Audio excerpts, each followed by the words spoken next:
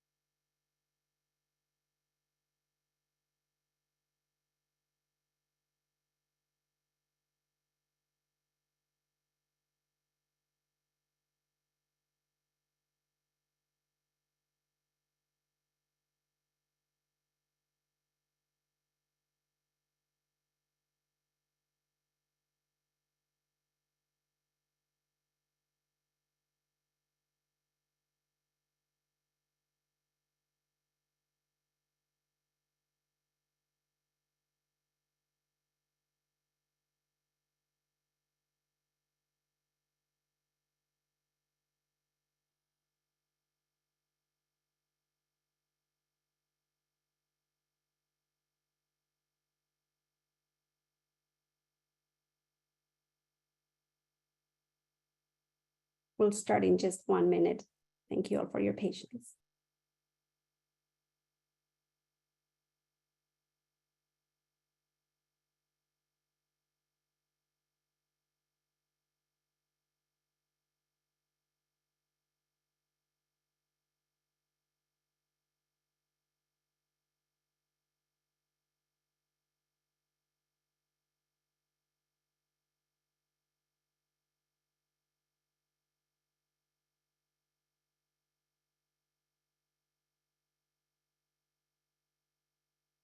Okay.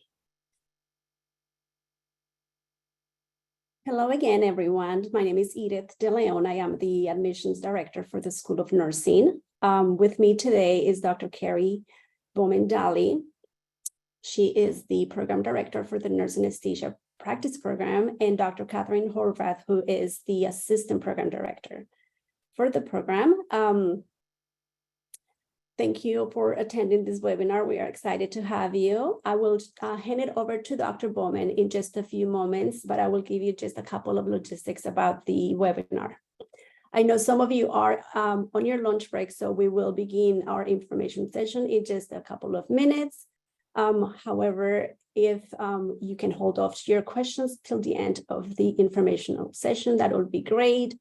Please know that if we do not get to your question, or we don't have the answer to your question, we will be sure to reach out to you via email in a follow-up communication that we will send out in the next couple of days. With us also is one of our current students. She will be able to answer any questions that are more related to student life and student activities. And again, we can answer those at the end. You can use the chat option, the chat feature at the bottom of the page to send us any questions in the time being so that we can prepare to answer them at the end. And one last thing, if you can mute your microphones so that we don't have any background noises, that would be great and appreciated. And just as a note, we don't have any financial aid or cost of attendance or tuition information in this webinar. In our follow-up communication with you in the next couple of days, we will be forwarding you any information that our financial aid office has available to provide to our prospect students. Okay, please know that this webinar will be recorded for future viewing and will be uploaded to our website. All right. Today's agenda is in part 1, Dr. Bowman and Dr.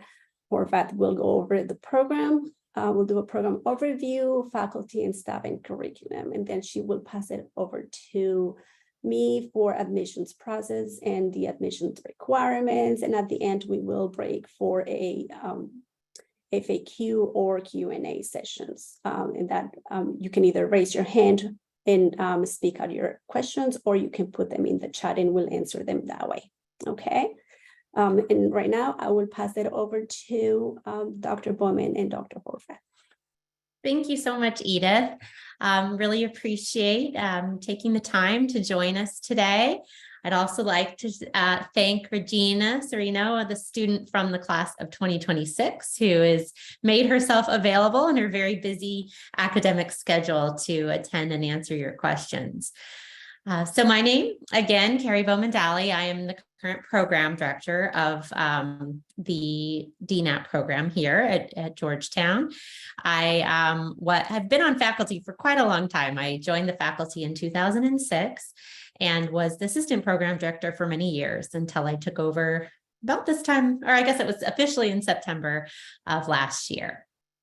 I started my career in Seattle, Washington. I went to the University of Washington and got my bachelor's in nursing there, and worked at Harborview Medical Center in the one of the trauma floors for a while, and then moved to a children's hospital in San Diego to get my ICU experience.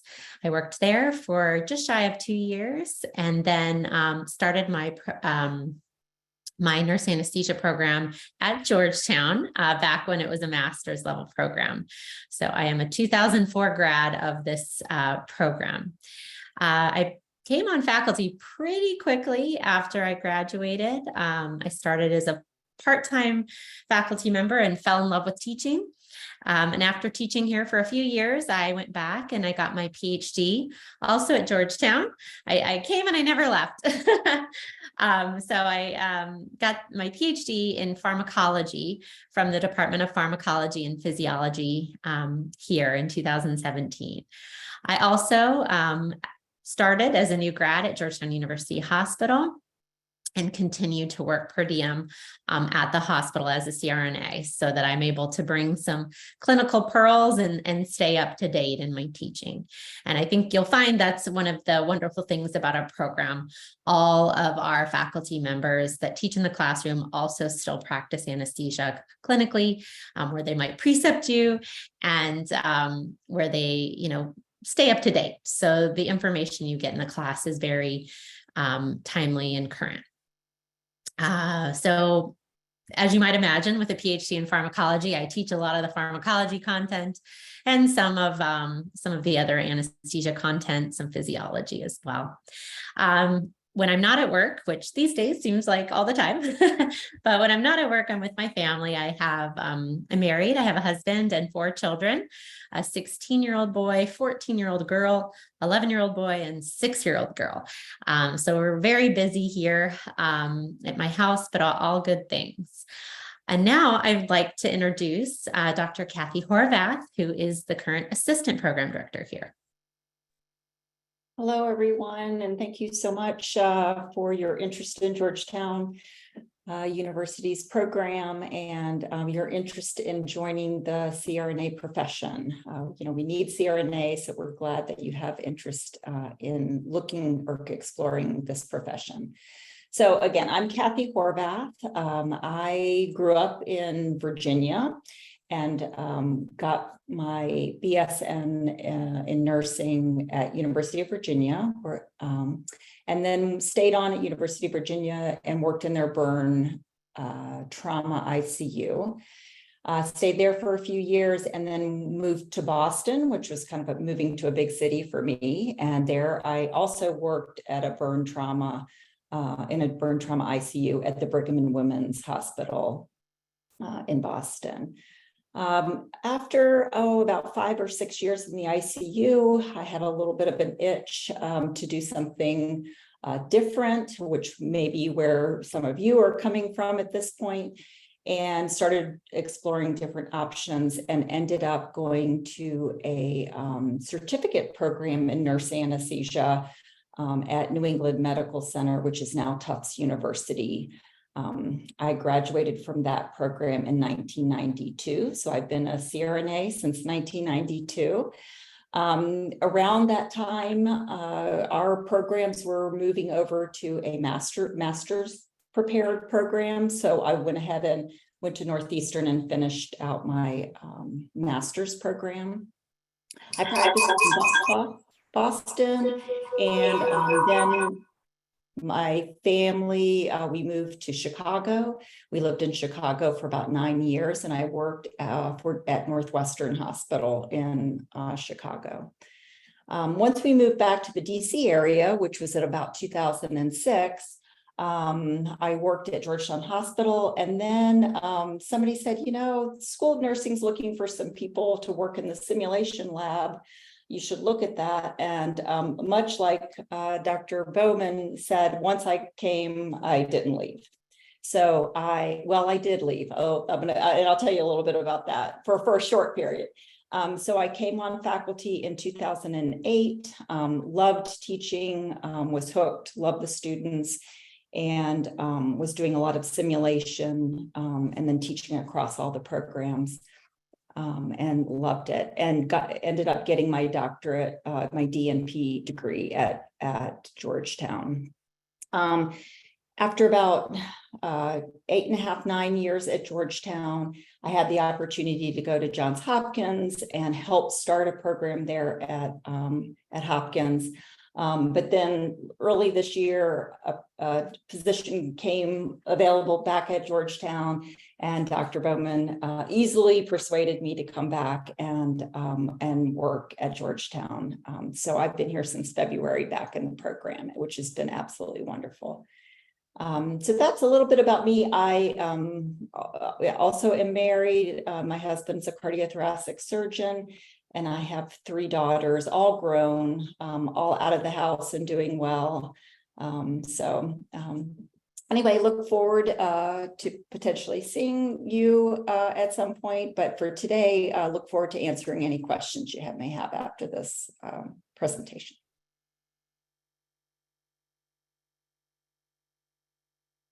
So now I'm going to turn it back over to Dr. Bowman to continue our presentation. Thank you, Kathy. I'm trying to advance. There we go. So we'll start with our program overview and then move into some more details. So our program has a long history of very successful outcomes in our students. This program actually was started as a master's level program almost 20 years ago. Oh, I was a little ahead of myself here. So over 20 years ago, we started as a master's level program and converted to the doctoral level in 2018, graduating our first DNAP class in 2020. So with this long history, we've been consistently ranked in the top 10, most recently in the last cycle. So we believe the new rankings will come out in the next year or so. But if you look at the most recent update for nurse anesthesia programs, we are top 10. We've been consistently awarded HRSA traineeship funds, and we were just notified this last month that we have received funding for the next 4 years. And so that allows us to give competitive traineeship funds to generally 2 students per class in the program every year. We have an award winning, we were actually received the Golden Apple Award from the ANA for our innovative teaching in the cadaver lab. We were the first program to teach regional anesthesia in the cadaver lab. So if you come to our program in the fall of your first year, you'll go into the cadaver lab and learn all of the anatomy. And then the following year, as a clinical student, you'll come in and perform peripheral nerve blocks, epidurals, spinals, advanced airway blocks on those cadavers. So that when you are providing those blocks in people, you'll have an appreciation for where all of that anatomy is. We also bring ultrasound into the cadaver lab to introduce you to those ultrasound guided techniques, which really have taken over the field. We offer clinical placements in unique settings across the DC, Maryland, and Virginia region. Generally, we stay within this region, although we do have one optional site available in New Mexico for students who are interested in going out to Shiprock, New Mexico for a very unique practice environment. So that's an optional rotation. But for the most part, the rest of our clinical sites are in this region. In 2003, we founded the Student Journal of Nurse Anesthesia here. And since then, the editor is now at a different university, but most of our faculty have served as reviewers. I was a section editor for many years. However, when we transitioned to the DNAP program, our students actually more frequently publish in the AANA journal, which is the premier journal for CRNAs.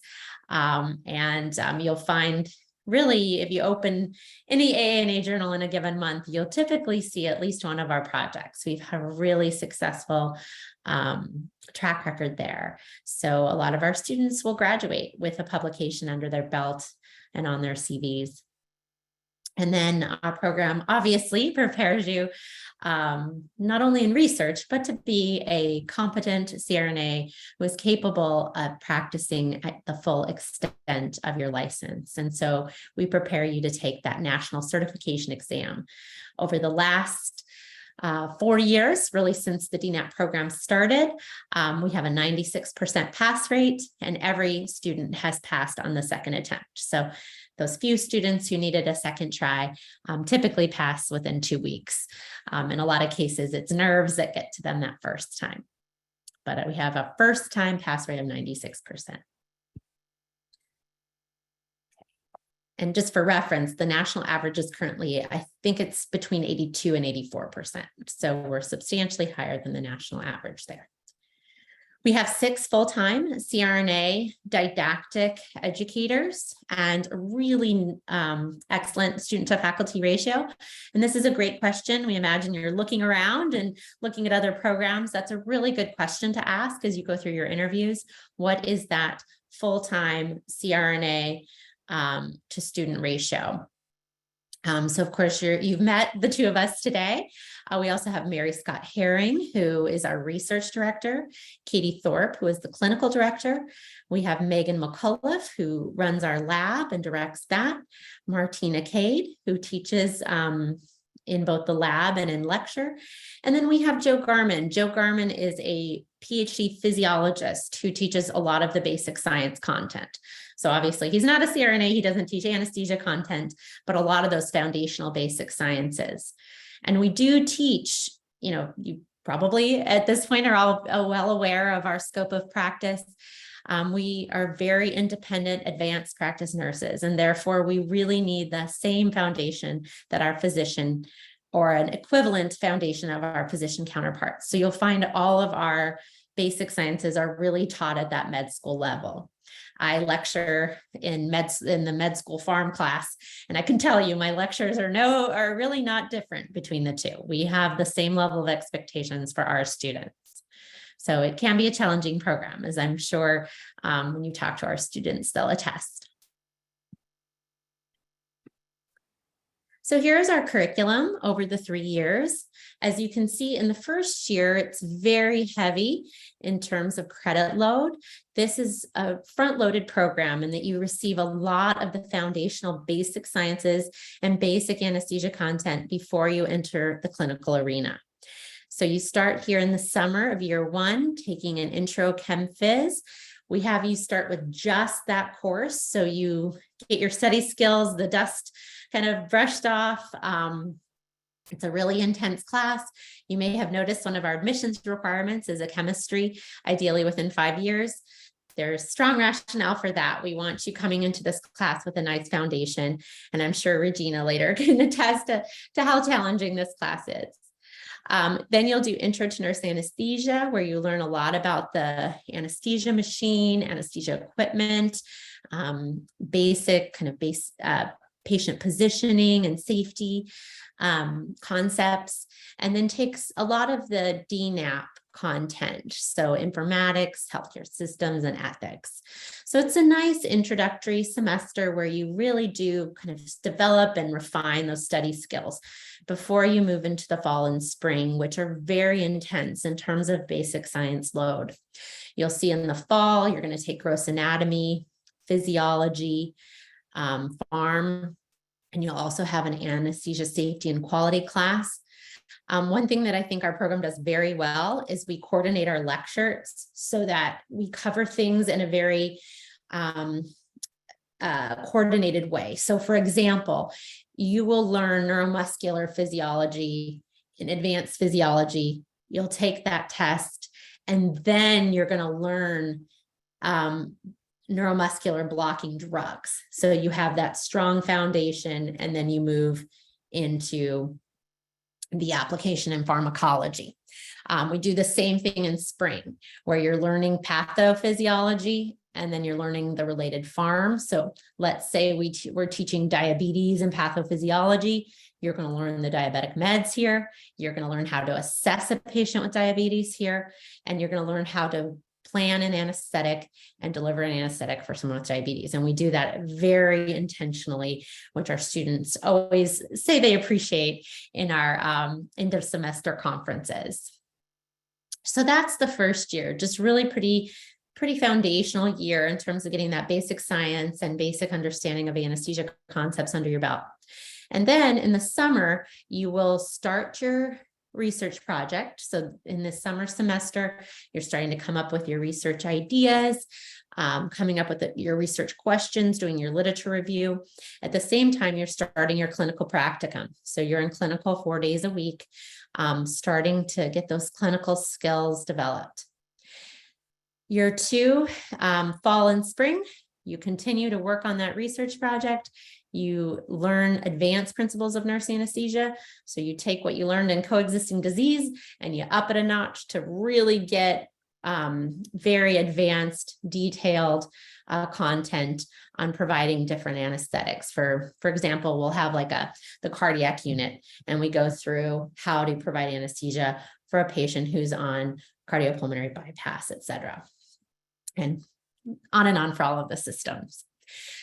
You'll also take some additional DNAP courses like professional aspects and leadership in the spring. And as you're taking this, you're going to move into one of the wonderful things that we have here is we have the ANA mid-year assembly in DC. So you sort of learn here how to advocate for the nurse anesthesia profession. Oh, sorry, I'm saying this in the wrong order. Forgive me. Here is where you're learning anesthesia policy, and you go to the ANA's mid-year assembly and advocate among other members of your state for CRNA related issues on the Hill. So we get this great policy class, and then you go in and you learn to basically go to Capitol Hill here in DC and advocate for CRNA, the CRNA profession. Here, sorry, I got a little turned around. This is professional aspects and leadership. You learn a ton about the anesthesia profession, the business of anesthesia, and really how to advance our profession on many different levels. Year 3, you're continuing to hone those clinical skills. You're continuing to take some advanced principles content, and you're wrapping up your research. You'll see you're pretty much done with your advanced principles content here. The fall, you start studying for the boards. You, again, wrapping up your research and continuing to get those clinical numbers. And then finally in the spring, your DNAP project, this is where you finish up all of that up, present your final research projects to your committee. Here, Advanced Principles 4 is essentially a board review class where we go over pretty much everything top to bottom using Apex anesthesia. And then you get your last few clinical numbers. During the first year of clinical and the first 2 semesters of the second year, you're in clinical 4 days a week. However, in year 3 spring, you're in clinical 3 days a week. And this allows for more intense board study time and really getting this DNAP project wrapped up. So that's a change based on student feedback that we've made. Our mission and philosophy is in line, the program philosophy is in line with the philosophy of the university. Georgetown University is a Jesuit institution, and we all conduct ourselves according to Jesuit values. The value I think that we practice most regularly is cura personalis, or this idea that when you're caring for someone, you're caring for the whole person. And we teach this way and treat our students this way. We're not just, taking care of, or we're not just teaching a student of anesthesia. We're teaching a student of anesthesia who has a family, who has long-term goals and interests outside of anesthesia. And we are very committed to the health and well-being of our students and our patients, and everything we do works towards that end. Clinical rotations, you'll get all of the required clinical rotations for you to practice at the full scope when you graduate. So here's essentially the list of the rotations that you'll receive as a student here at Georgetown. We have several primary clinical sites, and these are the clinical sites where you start your clinical training. So you're generally there for about 3 to 4 months, the very beginning of your clinical rotation, so that you can really get a good routine down, work with some consistent preceptors and so forth. Georgetown University Hospital, which was our flagship clinical site at the very beginning of the program, back when it started in 2004, continues to take clinical students as primary students. We also utilize Washington Hospital Center, Sinai Hospital in Baltimore, St. Agnes in Baltimore. We utilize the Commonwealth Anesthesia Associates clinical sites down in Richmond, and Mary Washington Hospital in Fredericksburg, and University of Virginia in Charlottesville. When we look at which primary site a student will go to, we consider a couple of things. Most importantly, where the student lives and what the student's preference is for a clinical site.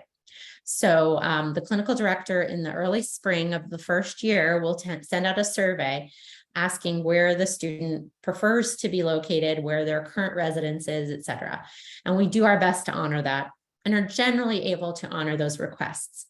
However, sometimes after we've seen students in lab, after we've worked with students and know their strengths and their challenges, we may find a clinical site, even if it's the one the student really wants, we might anticipate it's not an ideal fit. And again, your success is critical to us. We need, as Dr. Horvath said, we desperately need CRNAs entering the workforce.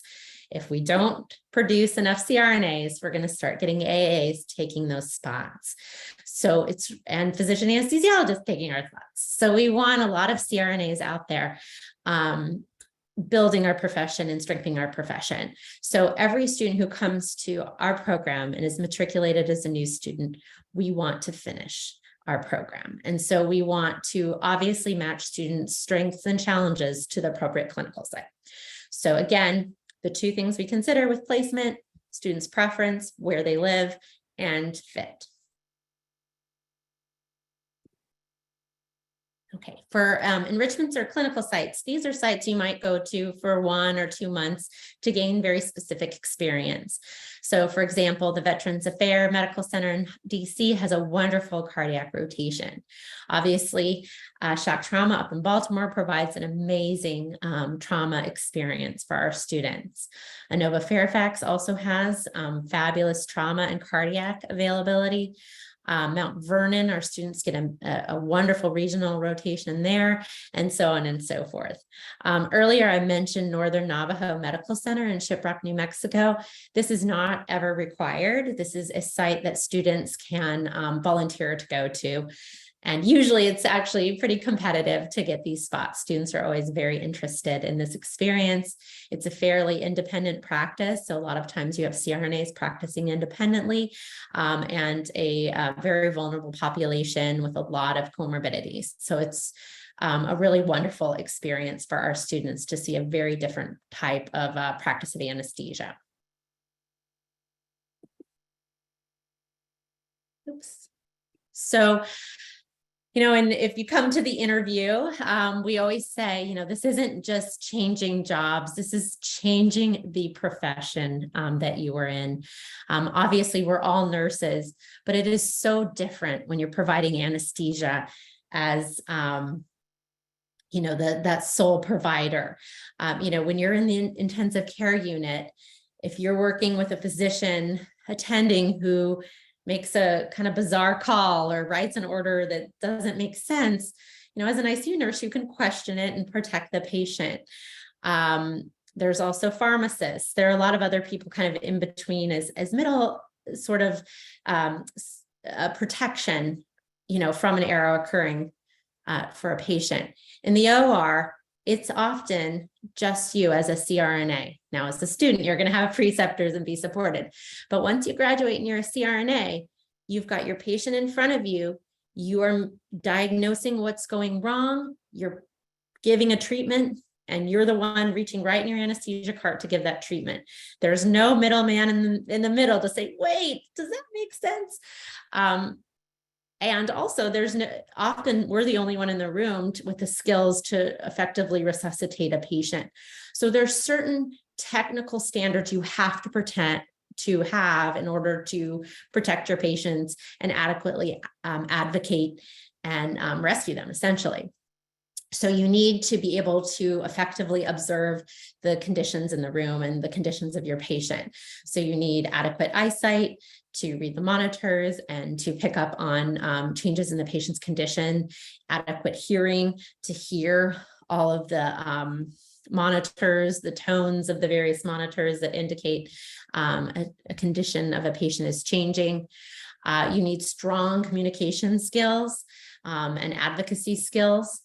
You need strong motor abilities. You need to essentially have full strength in both of your upper extremities so that you can rescue an airway. Sometimes you're really the only person in the room that can adequately mask a patient. And in order to rescue that airway, you really do need full strength in both of your upper extremities. Intellectual, conceptual, integrative, and quantitative abilities. You need to be able to take information in quickly, analyze that information, and develop a plan of care. And that whole process has to be fairly rapid in order for us to adequately rescue our patients. And then one of the most important attributes students have is emotional intelligence, the ability to effectively communicate and work with a team. We're learning more and more through research how important that is for patient outcomes. All right, and now I'll turn it over to Edith to talk a little bit more about admissions. Thank you, Dr. Bowman. Let me take control back of the remote. See how, or can you give that back to me? Let's see.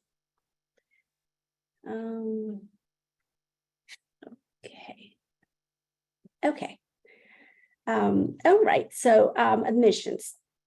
The admission cycle will open up within the next day or so. We are scheduled for opening day on or around July 15th. I encourage you to check our website where you will find the link to apply, but we will also have any updated information, whether it'll be July 15th, 17th, or anywhere around that time. So please check back our website for an update on that. Our summer 2023 deadline will be October 15th. However, I encourage you to apply early. Cannot stress that enough. Applying early is key. It allows us to do a preliminary review of your application, make any recommendations that will help strengthen your application. You might have done your research. As a top 10 program in the country, our applicant pool is extremely competitive. And so you want to be as competitive as possible. If in the application process, we can provide you with any feedback that will help you be more competitive and demonstrate readiness, we want to do that. So applying early is essential. It also, and also we do offer interviews on a rolling basis. So the sooner your application comes in, we start reviewing, and then we can invite people for interviews and move on. You can also submit your application even if some items are pending, like letters of recommendation. And that is because when you upload your application and you put in your recommender's email address, you have very little control as to when they submit those letters. However, you can see in the application portal your document activity, and so you can see what's missing, what's pending, and nudge your recommenders to turn those letters in, the sooner we have a complete application, the sooner we can make a recommendation to invite you or help you strengthen your application, if not for this cycle, for the next. But really do be mindful of those items in the activity in your application portal. During the application, you will be asked to submit unofficial transcripts. Unofficial transcripts can be something that has a legend in the back. It doesn't have to be straight from the universities or colleges you've attended, but it does have to give us a legend. So it can't just be a print screen from your dashboard on your student account. It has to have a letter. It has to be on a formal format. Official transcripts will be required later on if you are admitted into the program, and those are official because they come to us directly. They don't come from you. They come from the actual institution, and that's the difference between official transcripts and unofficial transcripts.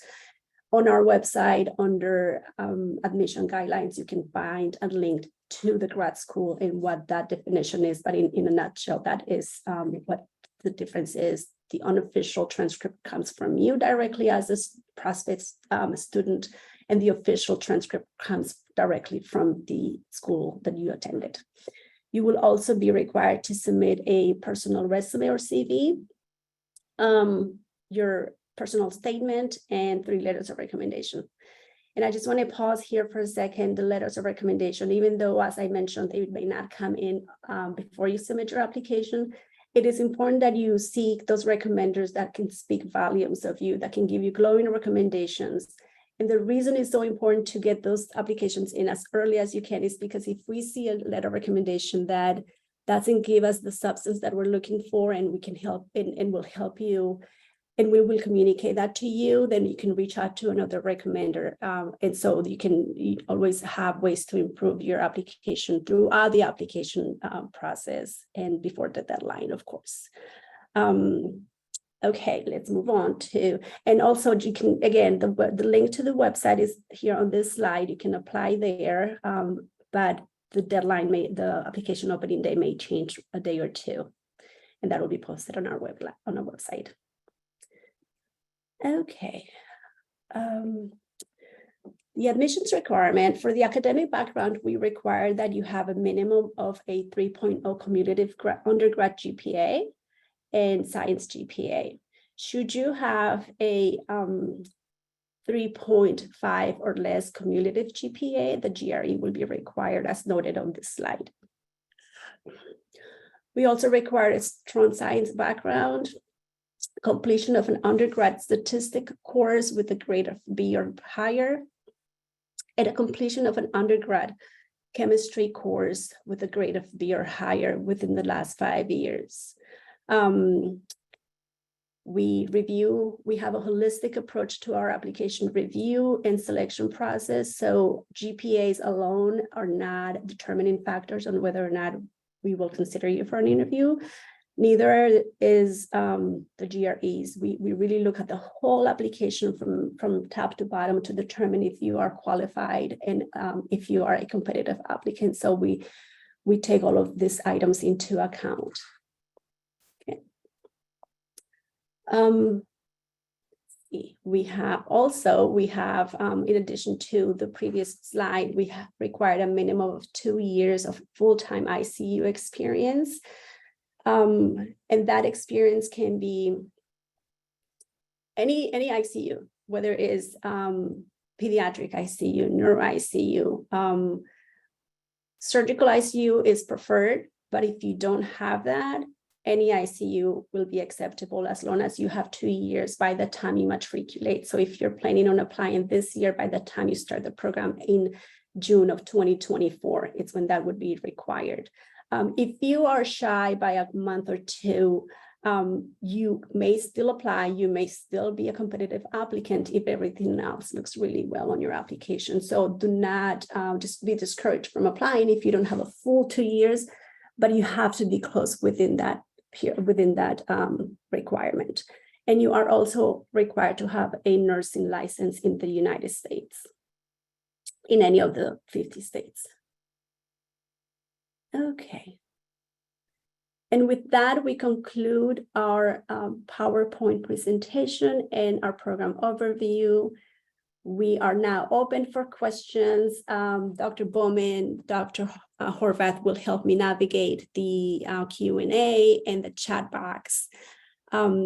We can answer any questions you may have at the moment. You can either unmute yourself if you're able to. I heard someone was not able to unmute, but if you're able to unmute and raise your hand, you can jump in and ask those questions, or we'll address them just based on the information that comes in the Q&A feature or the chat box. Yeah, I see a few questions I could start with. One question is if we would consider students that attended an undergrad nursing program with a pass, no pass grading system. That is difficult to answer without looking at the full academic transcript. So we would need you to send that to our admission specialist, and then, go from there, and then we would be able to look and give you a very specific answer based on your individual transcript. Our CCN scores, they are not required as part of the admissions process. I did see one question about 1 year of experience. The required experience is 2 years, ideally by the time the program starts. And so you would want to have at least a year at the time of your application. If you didn't have a year at the time of application, that would probably not that would probably be too close. I don't think that would typically meet our criteria. I like to address the question about the 5-year, the chemistry course older than 5 years. I want to just make you aware that your goal should be not to only meet the requirements, but to exceed them.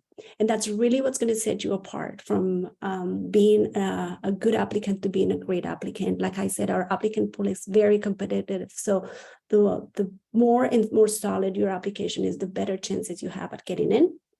Meeting the minimum requirements or cutting corners or trying to get by with just the minimum will lessen the chance of you getting into the program or even being invited for an interview.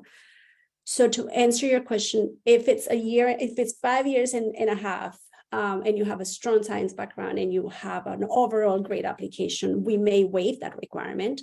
And also we have to see where that chemistry course came from. Did it come from a rigorous program versus a non-rigorous program? So, and that's why we have a holistic approach to our application review and selection process. So to better your chances of being, if that is your case, to better your chances of being selected for an interview, I would say exceed those requirements, meaning take that chemistry course, or at a minimum, enroll for the fall or spring. In the application, you will see an option for free text where you can include this information. So if you don't meet that minimum requirement, and you're shy by a few months or whatever, you can mention that in the free text option, and that will let us know you're self-aware, you don't meet that requirement, but you are willing to do what it takes to get into the program, if that's where your heart is. And we like to see that self-awareness. So something to think about. Also, this is Regina Sorn speaking, the student representative. I'm not sure why you can't see me, but either way, I just wanted to add to that question about the science requirement. I think when I was applying, my chemistry course was over 5 years, or maybe like a little bit over 5 years. And I went ahead and I decided to just register for another chemistry course and a biochemistry course. And I really feel like doing that helped me with the chemistry physics course that we first have. I mean, it was a very challenging course, and I just know people that have had the sciences more recently were definitely, yes, their foundation was a bit more stronger and they just felt a little bit more comfortable. That is absolutely right. I feel that the science content for the program is so heavy that you will be thankful that you took that chemistry course, even if it's 5 years and you want a refresher. take it because it'll only serve you well. We want to make sure that you are in a good place to succeed in the program. And so those foundations are really important. Yes, thank you, Regina. And I agree. And it's really comes from our students every year. Every year they'll say, oh, thank goodness I took that course, or I know you said I should and I didn't, and I wish I had, so yeah, thank you so much for that. I see a couple of questions here. CCRN scores are not required, but certainly if you have them, you can, that will be another thing we'll consider as part of your application, but not a requirement. And I wanted to address the same question from Ms. Bryan. We do provide considerable academic help here at Georgetown. I feel like it's one of the things that really sets our program apart. All the faculty have an open door policy and tutor our students. So when students are struggling in a course, typically they'll work with us one-on-one to get back on track. So we offer a lot of study advice. If it gets to be something where you need more than an hour or so, half an hour, hour a week, a lot of students will, reach out and maybe get in a private tutor. But students honestly usually support each other. I would say getting an outside tutor is probably more the exception. Students form study groups and support each other. Also, once you receive your offer at admission, within a few months of that time, we will have our program manager match students with a student or new students with a student in the class ahead of them as a student mentor. And that student mentor will provide a lot of advice, study advice, where to live advice, all of those things. So we really are, put a lot of thought into those pairings, usually try to pair students from, similar parts of the country or similar ICU backgrounds and so forth. To answer your question, Jesus, we do recommend that if you enroll for a chemistry course, that you submit your application, make sure you mention that on the application. And if you are accepted into the program, you will be required to submit transcripts of that course before you start the program. So in essence, it'll be an offer of admission contingent upon completing that course if you are required to take that course. And note on the letters of recommendation, really we want a letter from someone who is an immediate supervisor of yours and who can attest to your clinical skills and your communication skills and so forth. So if it's a nurse practitioner, I saw someone asking about that, or a unit manager, as long as it's someone who really is your supervisor. I'd avoid, if you can, using peers or colleagues or even charge nurses. That isn't going to have the same weight as your unit manager, unit assistant manager, one of the nurse practitioners maybe that works on your unit, or one of the physicians, that attendings. Any of those are strong supervisor type letters. And just to piggyback on Dr. Bowman's comment about the letters of recommendation, if your unit manager is your best friend, right, that's okay, but don't select best friend or even colleague as their title or as the person you're requesting that letter from. Make sure you enter their official title. I see a question about the GRE. Again, every application we look at is very individual. So if a student has a really strong academic background, the GRE really is kind of inconsequential to us.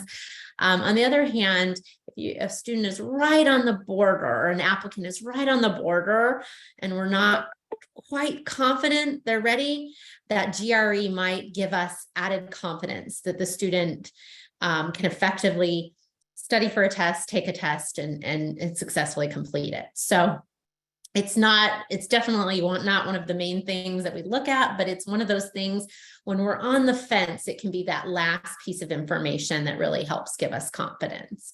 So if you have a lower GPA in undergrad, that's something that you'll want to take and want to do well on to help show us that you're going to be ultimately successful.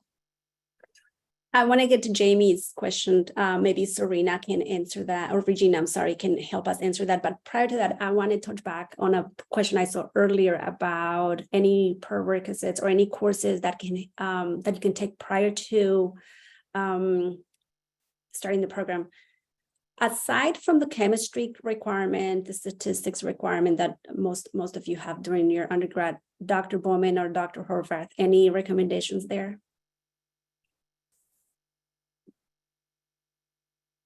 Any additional courses that they can take to prepare better for the program? Oh yeah, it's so funny. It sort of depends on the individual. So if, you're a student with straight A's and you've been out of school, you're only 2 years out of school, I'd say focus on getting more clinical experience, take those really difficult cases. Conversely, if, your GPA is a little bit on the lower side, I'd look at the courses that you struggled in. And if they're related to our profession, consider taking some refresher courses. So for example, let's say you took chemistry in your undergrad, your freshman year, you were still figuring out, what you wanted to do. You're having a little too much fun freshman year. You were only 18, 19 years old, and you're a different adult learner now. Maybe retake that chemistry class, get an A, show us that you can really do it. If your physiology grade was a little on the lower side, retake that.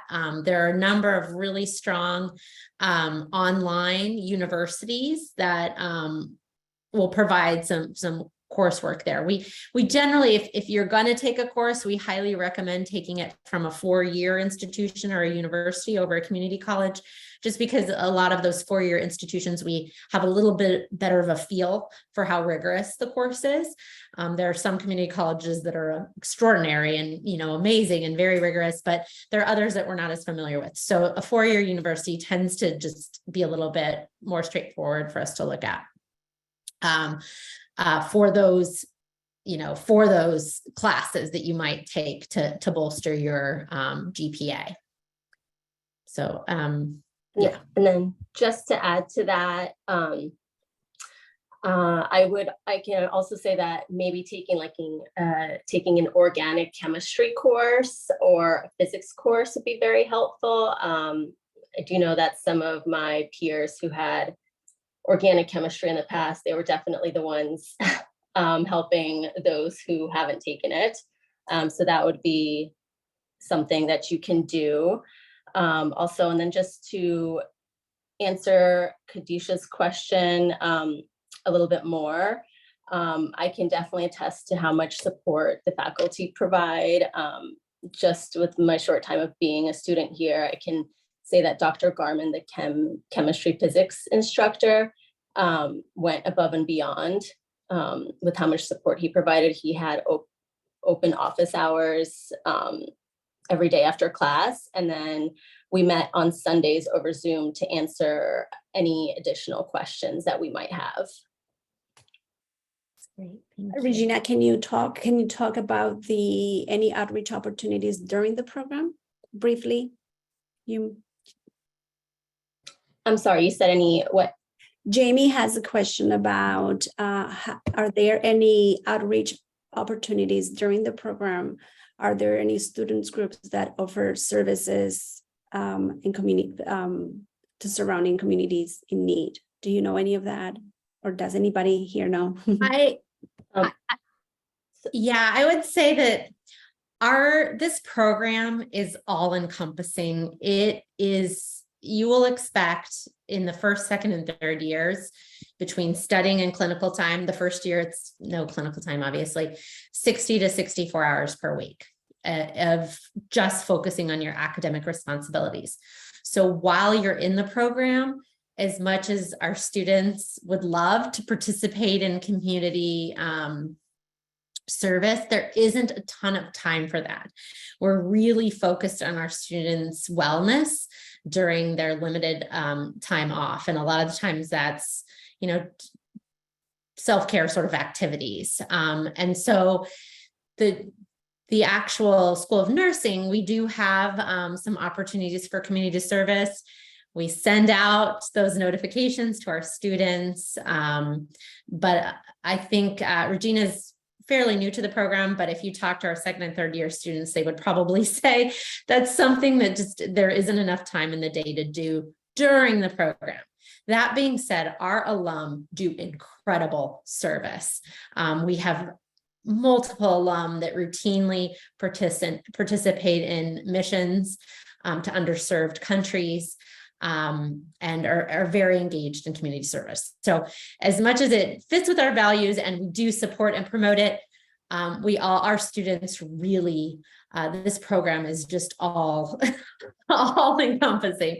And I don't know, Regina, did you feel like you have a lot of time to devote to those types of things right now?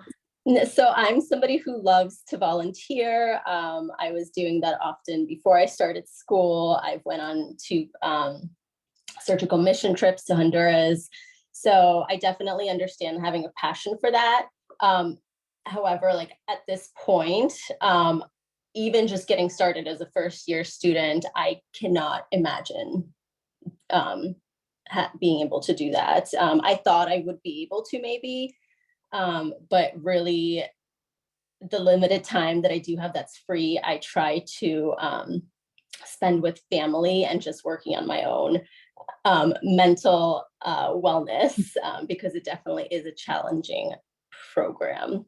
And I would say, though there's not necessarily many opportunities for volunteering, it's very rewarding to be helping each other as peers. And also, I know I love being a mentor, and that is also very rewarding. So they do give a lot of opportunities for mentorship for like the second and third year students. Yeah. And lastly, also, I'd like to add, which I don't think was talked about, Georgetown gives this third year students, I believe, an opportunity to be TAs for an introduction to nursing course and maybe some other courses. But basically, third year students will come and do the lecture for us, and they will also be there to help us out in lab. So I would say that is something that's also available for you to volunteer to if you want to help out.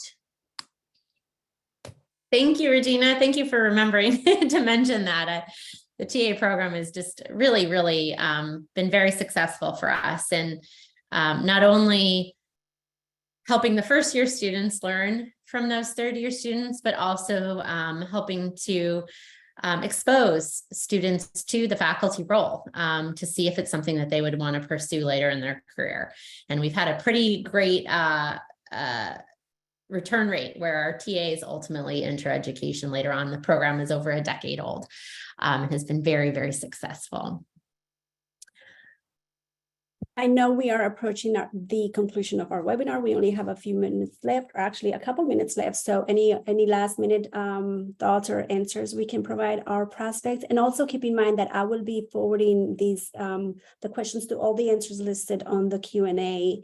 I'll type them up. I'll type up the answers, forward them to you along with the link to this recording, so you can see it in the future if you should choose to. And yeah, anything else, Dr. Bowman and Dr. Horvath? I do see, oh, go ahead, Dr. Horvath. You haven't really. I was going to say, I haven't said much, so I'll just say we're so glad you all were here with us today. And, we definitely want to answer all your questions. There just wasn't enough time today, but please look at the website. It answers a lot of the questions, but if they're not answered there, please reach out and we'll try to get you those answers. And then just to, I don't know, maybe Dr. Horvath and Dr. Bowman, you can help me confirm this, and Edith. I don't know if letters of recommendations, I believe they're accepted from CRNAs who you've shadowed, just to give some people some ideas. I know some people are uncomfortable maybe asking their supervisor, or there's like lots of different situations, but I had shadowed a CRNA for multiple times, and I believe I was able to get a letter of recommendation from them accepted by Georgetown. Yeah, and that's a great point. And it really depends on how extensive you shadow to how valuable that will be. So if you only shadow someone for 1 8-hour day, a lot of times those recommendations letters don't come back very strong, because it'll be obvious the person doesn't really know you. However, if you've really shadowed someone, as Regina said, multiple times, and they've gotten to know you and they've served, as an advisor in your pursuit of this career, then definitely it's always nice to hear from a colleague who can attest to your interest and strengths. So we really appreciate you all coming. I know this is a tough time of day, so thank you all. We love talking about this program, and if you ask any of us what our favorite thing about the program is, it's always our students. And this is the first part, that admissions process. So we're so grateful to have the opportunity to tell you about our program. Awesome. I know we left some questions unanswered, but we will type them up and send them your way within the next couple of days. I want to thank everyone for being here today. Dr. Bowman, Dr. Horvath, and Regina, thank you for taking the time to join us. And I look forward to the next webinar. Yeah. The attendees, if you like to participate and come and join us in the next webinar, we have one scheduled for 7 p.m. So if you'd like to come in, and at any time during the webinar, you can do that as well. And with that, we conclude. And thank you. I look forward to reviewing your applications. I'm excited. I have probably spoken to most of you because through the You Can Book Me link. And so I'm excited to see your applications in the very near future.